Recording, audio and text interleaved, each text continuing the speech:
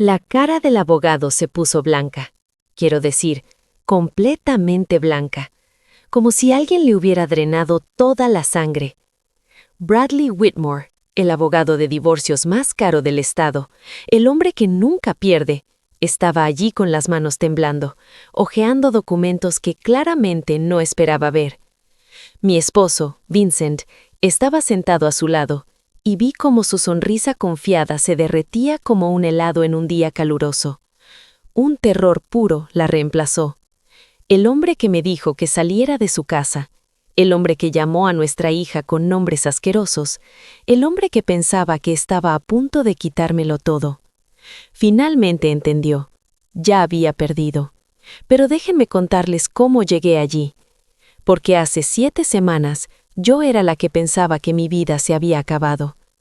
Me llamo Miranda Lawrie, tengo 34 años y durante 10 años creí que tenía un buen matrimonio. No perfecto, pero bueno. Era contadora forense antes de convertirme en mamá. Una muy buena, de hecho. Encontraba dinero oculto para ganarme la vida. Descubría esquemas de fraude que los ejecutivos pensaban que eran a prueba de balas. Pero cuando mi hija Hazel tenía 2 años y le diagnosticaron una condición respiratoria crónica, Vincent me convenció de quedarme en casa. Me necesitaba, dijo. Él ganaba suficiente dinero para los dos, dijo. Siempre podía volver a trabajar después, dijo.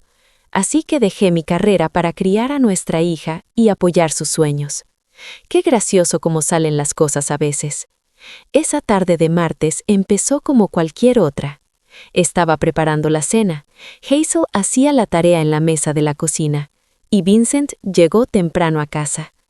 Esa debería haber sido mi primera señal de alerta. Vincent nunca llegaba temprano a casa. Se aflojó la corbata, se sentó en la mesa frente a nuestra hija y anunció con calma que había presentado la demanda de divorcio. Así, como si me dijera que había recogido la ropa de la tintorería. Pero siguió hablando, y cada palabra me golpeaba como un puñetazo en el estómago. Quería todo: la casa, los autos, las cuentas de inversión. Ya había contratado a Bradley Whitmore, y yo debería aceptar que iba a perder. Luego miró a Hazel, nuestra bebé de 8 años, que estaba sentada allí escuchando cada palabra, y dijo algo que nunca olvidaré. Dijo que no necesitaba ni a mí ni a mi hija enferma y apestosa. Realmente la llamó así: apestosa, enferma, como si fuera basura para tirar. Hazel estalló en llanto. La abracé mientras todo mi mundo se derrumbaba a mi alrededor, y Vincent solo estaba allí sentado, pareciendo molesto, como si nuestro dolor fuera una inconveniencia para su agenda. El timbre sonó. Por supuesto que sonó, porque cuando tu vida se desmorona, siempre hay alguien esperando para empeorarla. La madre de Vincent, Dolores, entró sin esperar que nadie contestara. Tenía una llave, naturalmente. Dolores tenía problemas de límites como el océano tiene problemas de agua. Entró en mi cocina como si fuera la dueña del lugar, lo cual supongo que ahora creía que era, e inmediatamente empezó a medir las ventanas, realmente midiéndolas. Tenía una pequeña cinta métrica en su bolsillo de diseñador y estaba revisando las dimensiones para cortinas nuevas mientras mi hija sollozaba en mis brazos. A Dolores nunca le caí bien. Desde el día en que Vincent me presentó, dejó claro que no era lo suficientemente buena para su precioso hijo. Yo venía de una familia de clase media normal, fui a una universidad estatal, no tenía el pedigrí correcto ni las conexiones correctas, ni, aparentemente, los tratamientos de ventanas correctos. Durante 10 años, soltaba comentarios pequeños sobre mi cocina, mi limpieza, mi crianza, mi todo. Ahora estaba triunfante. Le dijo a Vincent que estaba tan orgullosa de él por finalmente tomar la decisión correcta. Dijo que siempre supo que yo solo estaba detrás de su dinero. La ironía de esa declaración se haría clara más tarde, pero en ese momento solo dolía. Vincent me dio 48 horas para empacar mis cosas y salir de su casa, La casa en la que había vivido durante 8 años, la casa donde crié a nuestra hija y la casa donde pensé que estábamos construyendo una vida juntos. 2 días para borrar una década. No dormí esa noche. Me senté en la habitación de Hazel viéndola respirar, escuchando el leve silbido que nunca desaparece del todo, e intenté averiguar cómo mi vida se desmoronó completamente. Pensé en todas las señales que debía haber pasado por alto, las noches tardes en la oficina, los viajes de negocios que parecían ocurrir cada vez más a menudo, la forma en que miraba su teléfono y sonreía a mensajes que nunca vi. Estaba tan enfocada en ser una buena madre que olvidé notar que me estaba convirtiendo en una esposa invisible. Esa mañana de martes, mientras empacaba cajas en mi dormitorio como una invitada que se había quedado demasiado tiempo, encontré algo, un estado de cuenta bancario que había caído detrás de la mesita de noche de Vincent probablemente hacía meses. Casi lo tiré con los conejos de polvo, pero los viejos hábitos no mueren fácilmente. Y cuando pasas años analizando documentos financieros, no puedes evitar mirar los números. Algo estaba mal. El balance de la cuenta era demasiado pequeño. Sabía aproximadamente cuánto ganaba Vincent, sabía nuestros gastos mensuales. Las matemáticas no cuadraban. Debería haber habido al menos 3 veces esa cantidad en ahorros. ¿Dónde estaba el resto de nuestro dinero? Guardé ese estado de cuenta en mi bolso. En ese momento, no sabía por qué. Tal vez instinto, tal vez sospecha, tal vez solo la contadora forense en mí negándose a dejar pasar una discrepancia. Pero ese papel arrugado lo cambiaría todo. Vincent estaba de pie junto a la puerta mientras cargaba las últimas cajas en mi auto. Hazel ya estaba abrochada en el asiento trasero, abrazando su conejo de peluche y pareciendo confundida por qué nos íbamos de casa. Vincent no la abrazó para despedirse, ni siquiera la miró, solo miró su reloj como si estuviéramos retrasados para algo más importante, probablemente un partido de golf o su novia, aunque aún no sabía de ella. Me alejé de la casa que había pagado, de la vida que había construido y del hombre que pensé que conocía. Mi hija me preguntó cuándo volveríamos a casa. No tenía respuesta, pero tenía ese estado de cuenta bancario. Y tenía 10 años de entrenamiento profesional que Vincent aparentemente había olvidado. Antes de continuar, si estás disfrutando esta historia, por favor suscríbete y dime desde dónde estás viendo y qué hora es allí. Veo cada comentario y aprecio a cada uno de ustedes tanto. Su apoyo significa el mundo para mí. Vincent no se conformó con solo terminar nuestro matrimonio, quería destruirme completamente. En cuestión de días, nuestros amigos mutuales dejaron de devolverme las llamadas. Uno de ellos finalmente admitió por qué. Vincent había estado diciéndole a todos que yo era mentalmente inestable. Dijo que tenía problemas de abuso de sustancias. Insinuó que podría ser una madre no apta. 10 años siendo una esposa y madre devota, y de repente yo era la villana de mi propia historia. Más tarde descubrí que había estado construyendo esta narrativa durante meses, pequeños comentarios en cenas, susurros preocupados a nuestros vecinos. Estaba sentando las bases para su divorcio perfecto antes de que yo supiera que había un problema. El hombre debería haber sido novelista en lugar de desarrollador inmobiliario con ese tipo de habilidades para la ficción creativa. Pero lo peor llegó por correo 3 semanas antes de que Vincent siquiera presentara la demanda. Una explicación de beneficios de nuestra compañía de seguro médico informándome que Hazel ya no estaba cubierta. La había sacado de su póliza. Mi hija, que necesita tratamientos regulares para su condición respiratoria, que requiere medicación cada día, de repente sin inseguro. La primera factura de la farmacia llegó a nuestro pequeño apartamento alquilado. Miré el número y me sentí físicamente enferma. Eso era más que nuestro alquiler mensual por una sola receta. Esto ya no era solo acerca de dinero, era acerca de la salud de mi hija. Vincent estaba usando a nuestra hija como arma y ni siquiera tenía la decencia de importarle si ella salía herida en el fuego cruzado. Creo que fue entonces cuando algo cambió dentro de mí. El miedo empezó a convertirse en algo más afilado. Me reuní con una abogada de divorcios esa semana, Una mujer agradable con una oficina desordenada y ojos compasivos.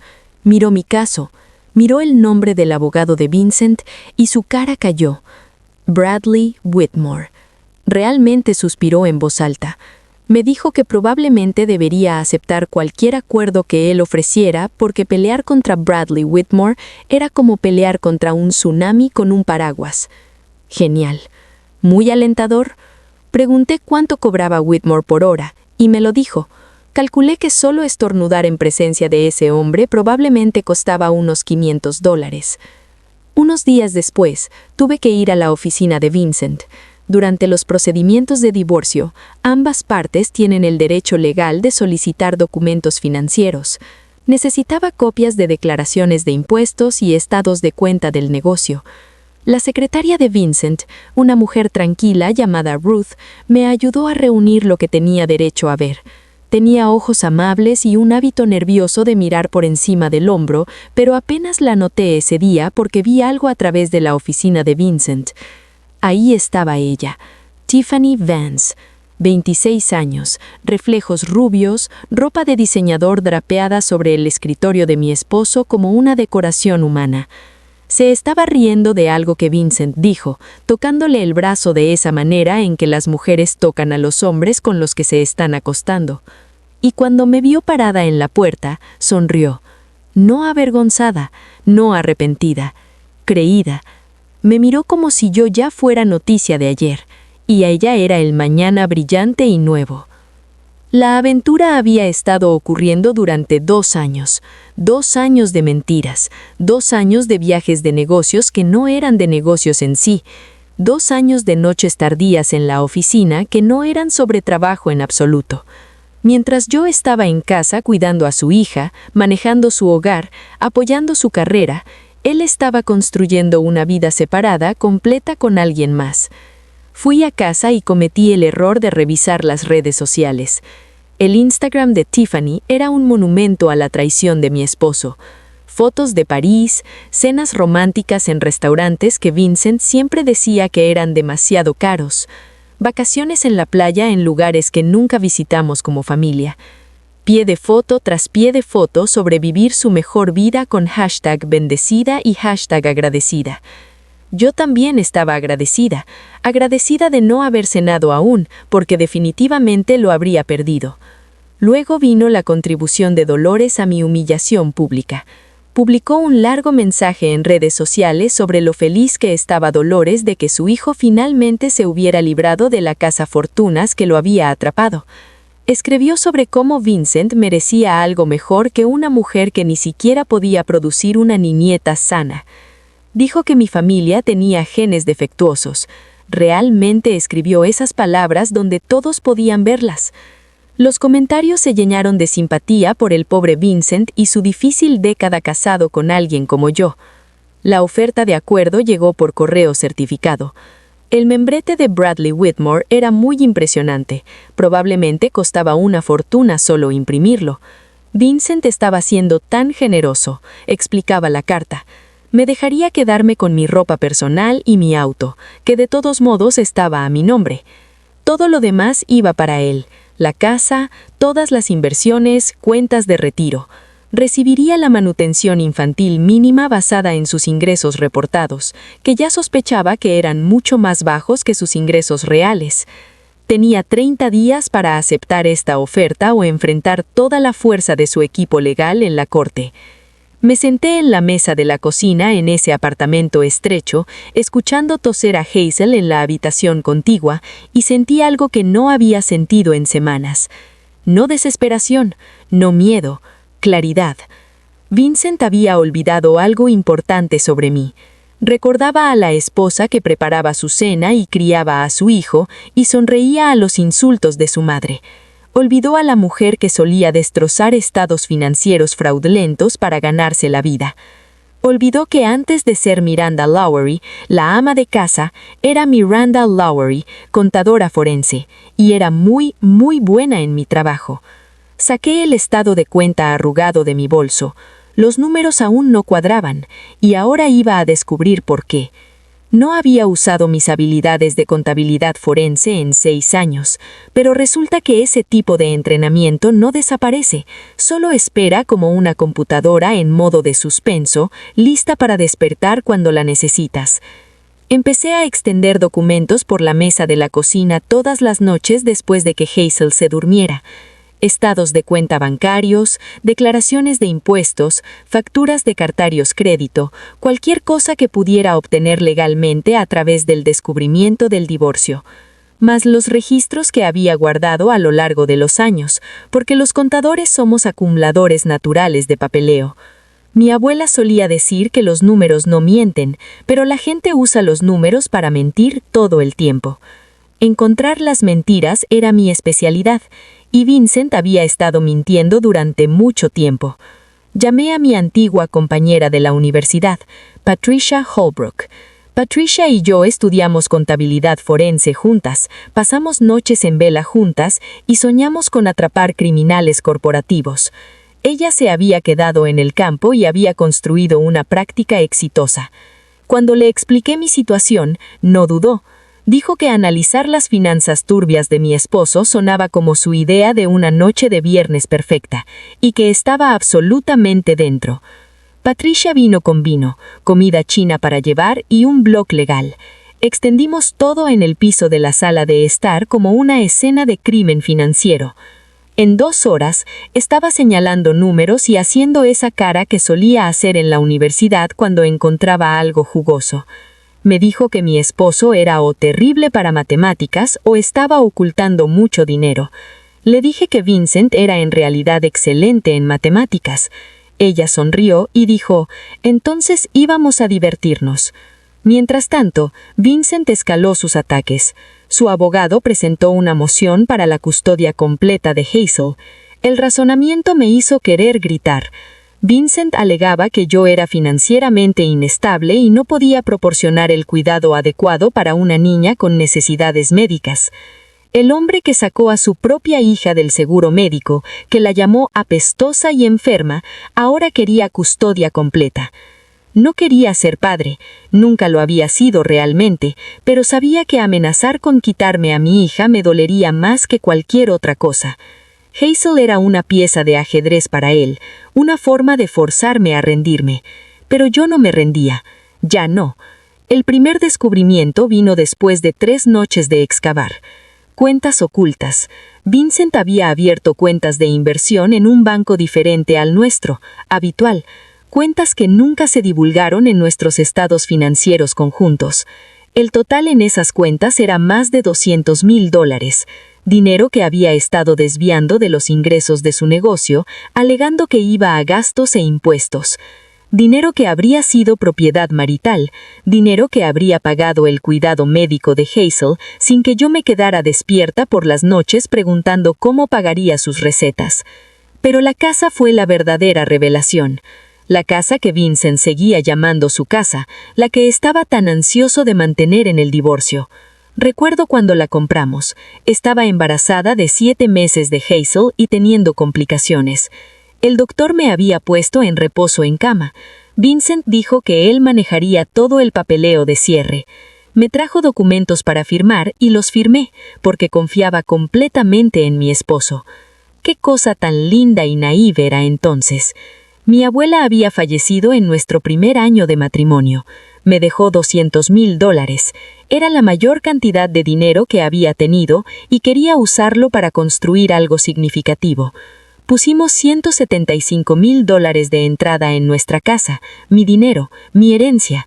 Tengo los registros de transferencia bancaria, tengo el estado de cierre mostrando esa cantidad como el pago inicial.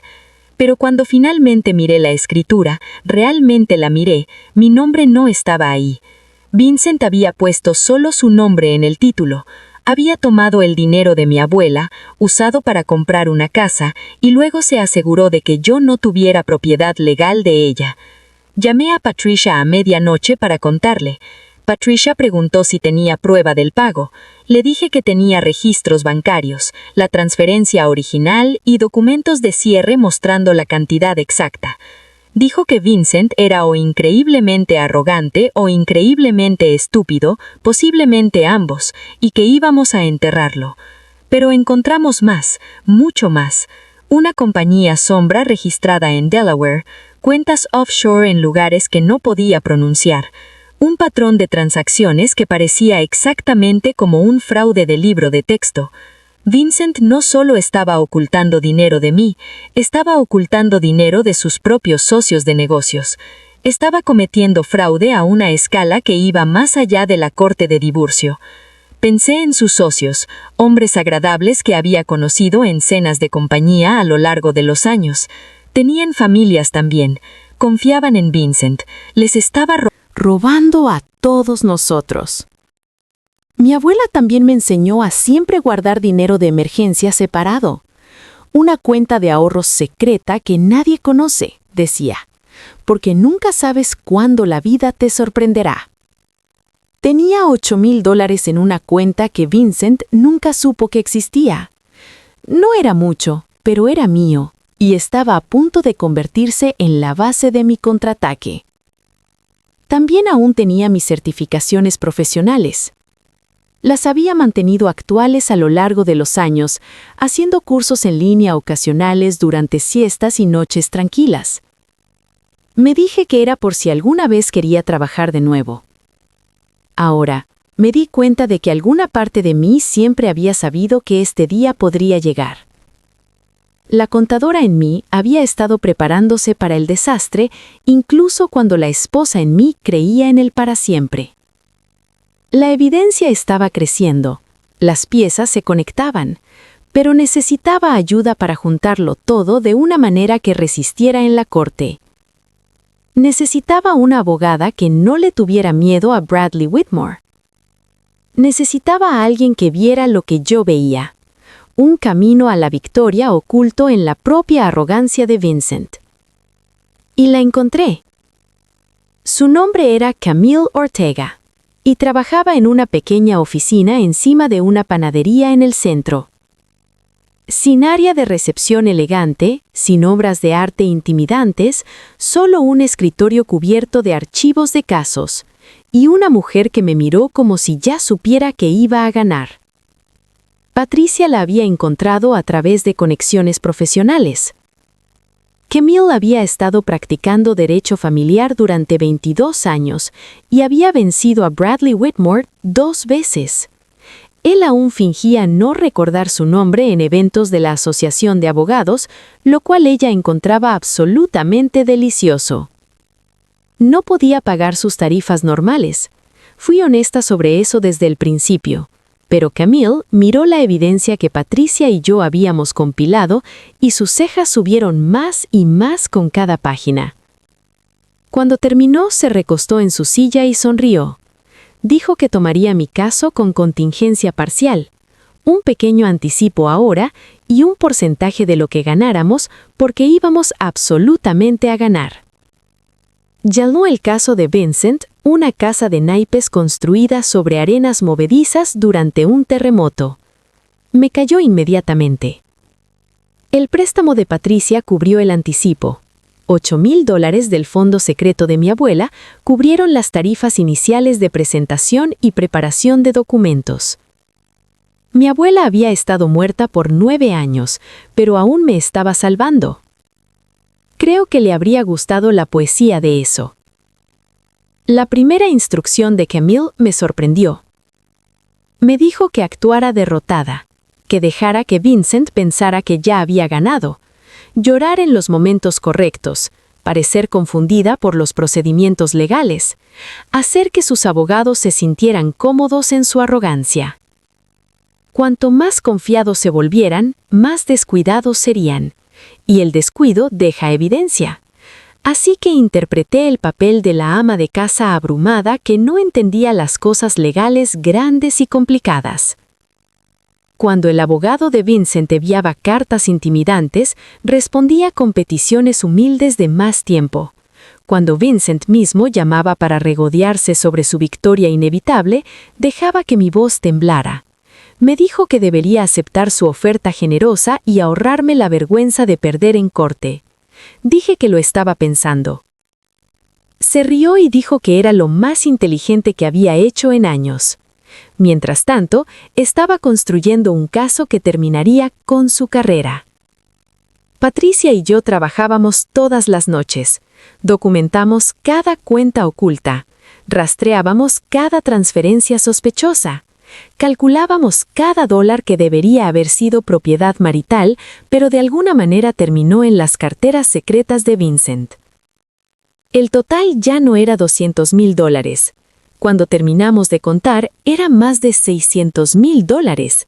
$600,000 ocultos del matrimonio, ocultos del IRS, ocultos de sus propios socios comerciales. Mi esposo no solo era un infiel, era un criminal. La evidencia sobre Tiffany era casi graciosa. Casi. Vincent le había comprado un auto muy bonito que costaba más de lo que gasté en el cuidado médico de Hazel en 3 años. Le compró joyas como incluido un collar de $4,000 que recordaba ver en el estado de cuenta de la tarjeta de crédito y preguntar acerca de él. Me dijo que era un regalo para un cliente. También le alquilaba un apartamento para que tuvieran su escapada romántica privada a 15 minutos de nuestro hogar familiar. Los recibos de todo esto estaban en los registros de gastos de su negocio que había reclamado como deducciones fiscales. Así que no solo estaba engañando a su esposa, estaba engañando al IRS también. Ellos suelen fruncir el ceño para ese tipo de cosas. Luego salió la verdad sobre Ruth. Ruth, la secretaria tranquila con ojos amables que me había ayudado a reunir documentos ese día en la oficina de Vincent. Me llamó una tarde, voz apenas por encima de un susurro, y preguntó si podíamos encontrarnos en algún lugar privado. Nos sentamos en una cafetería al otro lado de la ciudad donde nadie nos reconocería y me contó todo. Ruth había trabajado para Vincent durante 9 años, casi desde que su compañía existía. La había visto construir su negocio, la había visto encantar inversores y la había visto transformarse lentamente en alguien que no reconocía. Había visto las facturas fraudulentas, había procesado las transferencias sospechosas, había presentado el papeleo para la compañía fantasma en Delaware. Durante años se dijo a sí misma que no era su asunto. Necesitaba el trabajo. Era una mujer soltera acercándose al retiro sin red de seguridad. Pero hace 5 años, la hija de Ruth pasó por un divorcio. Uno terrible. El esposo de su hija era rico y conectado y se lo quitó todo. Su hija perdió su hogar. Perdió la custodia de sus hijos por 6 meses. Casi perdió la cabeza. Ruth vio a su hija sufrir mientras un hombre poderoso usaba el sistema legal como arma. ¿Suena familiar? Cuando Ruth vio a Vincent presentando el divorcio, vio cómo hablaba de mí y de Hazel, algo se rompió dentro de ella. O tal vez algo finalmente sanó. Había estado guardando copias de documentos por años. Por si acaso, se dijo a sí misma. Por si acaso alguien alguna vez las necesitara. Me entregó una carpeta de 3 pulgadas de grueso. Era todo. Registros que Vincent pensó que habían sido borrados. Correos electrónicos que asumía que se habían ido. El rastro completo de su fraude organizado cronológicamente y referenciado por transacción. Ruth era secretaria durante 30 años, y aparentemente las secretarias saben dónde están enterrados todos los cuerpos. Metafóricamente hablando, por supuesto, ningún cuerpo real en esta historia. Le pregunté a Ruth si entendía lo que pasaría cuando esto saliera a la luz. Perdería su trabajo. Vincent probablemente intentaría demandarla. Sus planes de retiro se complicarían en el mejor de los casos. Ruth sonrió y dijo que tenía 62 años y estaba cansada de ser cómplice en hallar a buenas personas. Algunas cosas importan más que una pensión. Además, añadió que ya había solicitado un trabajo en la firma de contabilidad de su prima. Esperaban que comenzara en un par de meses. Camille casi lloró cuando vio los documentos de Ruth. Dijo que era el paquete de evidencia más hermoso que había recibido. Ahora teníamos suficiente para ganar el caso de divorcio 10 veces, pero más importante, teníamos suficiente para desencadenar investigaciones federales, fraude fiscal, fraude electrónico, malversación de socios comerciales. Mi esposo no solo era un infiel, era un criminal. Preparamos 3 copias del archivo de evidencia completo, una para la corte, una que sería entregada anónimamente al IRS porque soy una buena ciudadana que cree en pagar impuestos, y otra que llegaría a las oficinas de los socios comerciales de Vincent 2 días antes de nuestra audiencia final. Merecían saber con quién estaban trabajando. La audiencia estaba programada para 7 semanas después de que Vincent presentara la demanda de divorcio, acelerada por los problemas de custodia infantil y la moción de emergencia de Camille sobre el fraude en las declaraciones financieras. La jueza asignada a nuestro caso era la jueza Eleanor Fitzgerald, conocida por tener 0 tolerancia a las mentiras en su sala. Las cosas se estaban uniendo. Vincent me llamó 2 días antes de la audiencia. Sonaba relajado, feliz incluso. Dijo que estaba ansioso por finalmente dejar esto atrás. Mencionó que él y Tiffany estaban planeando un viaje para celebrar después de su victoria. Las Maldivas. Muy romántico, muy caro. Me sugirió que usara mi dinero del acuerdo sabiamente, ya que sería la última ayuda que recibiría de él. Dije que apreciaba el consejo. Le deseé viajes seguros y colgué el teléfono y me reí hasta llorar. No tenía idea. Ninguna idea en absoluto. La sala del tribunal era más pequeña de lo que esperaba. Paneles de madera, luces fluorescentes, el leve olor a papel viejo y ansiedad. Me había vestido cuidadosamente esa mañana. Profesional pero no ostentosa. El tipo de atuendo que dice, soy una madre responsable, no una cazafortunas. Camille me había entrenado en esto. Las apariencias importan, especialmente en la corte familiar. Vincent llegó con Bradley Whitmore como si caminaran hacia una fiesta de victoria. Trajes caros, sonrisas confiadas, el lenguaje corporal fácil de hombres que nunca habían perdido nada importante. Whitmore llevaba un maletín de cuero que probablemente costaba más que mi alquiler mensual. Vincent me guiñó el ojo a través de la sala. ¿Realmente guiñó? Como si todo esto fuera un juego divertido. Ya había ganado. Dolores estaba sentada en la primera fila de la galería con un vestido que gritaba, «Miren qué rica y superior soy». Tenía un pequeño cuaderno, probablemente planeando anotar cada detalle humillante de mi derrota para compartir con sus amigas después. Tiffany también estaba allí, unas filas atrás, revisando su teléfono y pareciendo aburrida. Me pregunté si ya había empezado a empacar para las Maldivas. Y allí, en la parte trasera de la galería, estaban sentados 3 hombres que reconocí de eventos de compañía, los socios comerciales de Vincent. Habían recibido sus paquetes de evidencia 2 días atrás. No le habían dicho a Vincent que vendrían. Sus caras eran completamente ilegibles, lo cual era de alguna manera más aterrador que la ira abierta.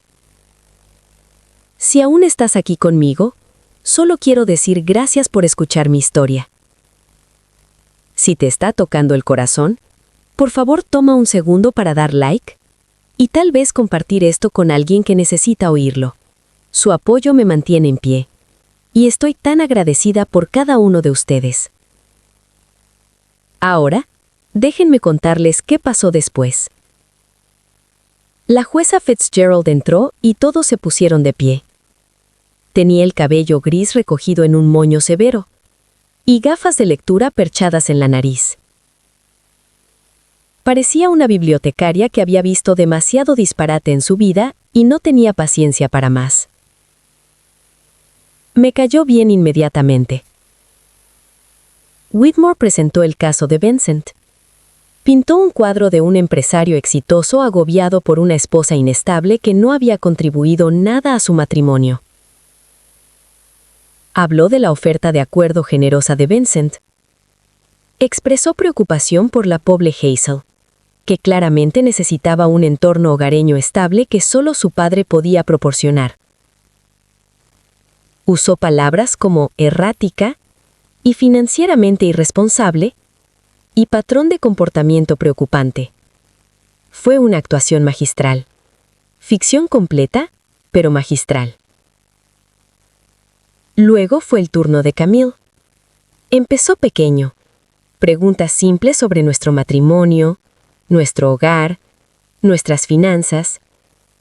Vincent respondió con confianza. Sí, la casa fue comprada durante su matrimonio. Sí, estaba titulada solo a su nombre. No, su esposa no había contribuido a la compra. Ella no estaba empleada en ese momento. Camille asintió pensativamente. Luego introdujo el Exhibit A. Los registros bancarios mostrando una transferencia de $175,000 de mi cuenta personal a la compañía de cierre hace 8 años. La cantidad exactamente coincidiendo con el pago inicial de la casa. La fecha exactamente coincidiendo con la fecha de cierre. La línea de memo leyendo pago inicial de casa en mi propia letra. La sonrisa de Vincent titubeó. Whitmore se inclinó para susurrarle algo. Las cejas de la jueza se alzaron. Camille introdujo el Exhibit B. Documentación del patrimonio de mi abuela, mostrando la herencia que recibí. La fuente de esos fondos rastreaba claramente de sus cuentas a las mías, a la compra de la casa. Una casa que Vincent alegaba que yo no había contribuido. La jueza preguntó directamente a Vincent si tenía alguna explicación. Balbuceó algo sobre finanzas conjuntas y contribuciones maritales, siendo complicadas. No parecía convencida. Luego vinieron las cuentas ocultas. Exhibit C hasta el Exhibit J. Carteras de inversión totalizando más de $600,000. Cuentas abiertas solo a nombre de Vincent en bancos que nunca había oído. Depósitos que coincidían exactamente con discrepancias en sus ingresos comerciales reportados. Dinero que debería haber sido divulgado como activos maritales, dinero que había sido ocultado de mí y de esta corte. La cara de Whitmore cambió. La máscara de abogado confiado se deslizó, revelando algo como pánico debajo. Objetó repetidamente. La jueza rehusó repetidamente. Vincent ya no sonreía. Estaba mirando los documentos como si pudieran estallar en llamas si se concentrara lo suficiente. Camille introdujo los registros de la compañía fantasma. Las cuentas offshore. El patrón de transacciones que deletreaba fraude en letras de 1 kilómetro de alto. Explicó con calma que estos documentos también habían sido proporcionados a los socios comerciales del señor Carrington, que estaban presentes en la sala hoy. Agregó que la información también podría ser de significativo interés para ciertas agencias federales. Vincent se giró y vio a sus socios por primera vez. El color se drenó de su cara.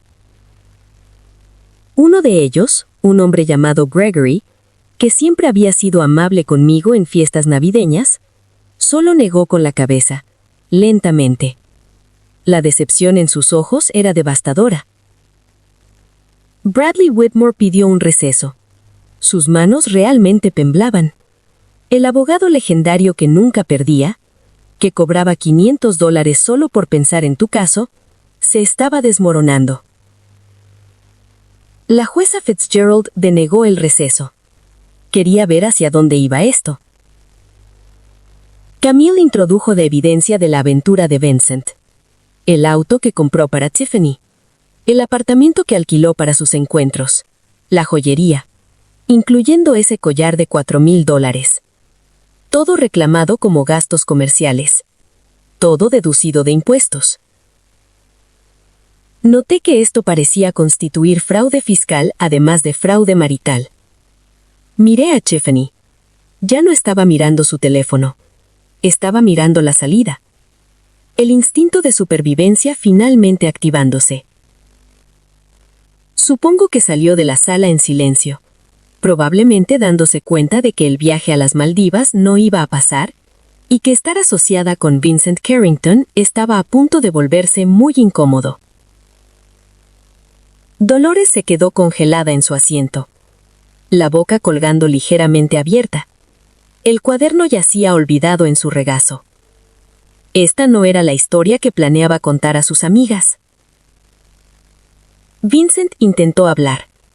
Dijo que todo esto eran listas, todas fabricaciones, que yo de alguna manera había manufacturado evidencia para destruirlo.